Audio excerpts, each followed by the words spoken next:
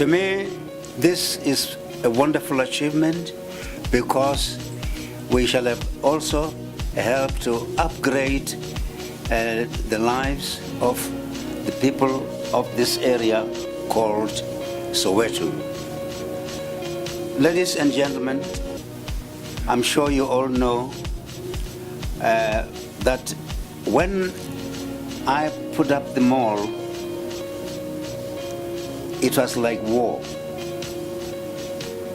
Nobody believed that a mall of the size Maponya Mall would work in Soweto.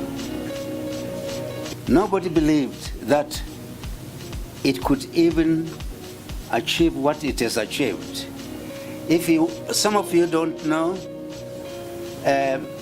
last year we were voted mall number 1 in Gauteng.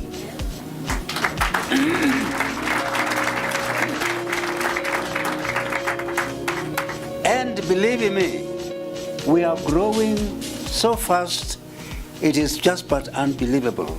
If you don't know Maponya Mall, when you live here, just go and take a turn and witness yourself and see what is happening there.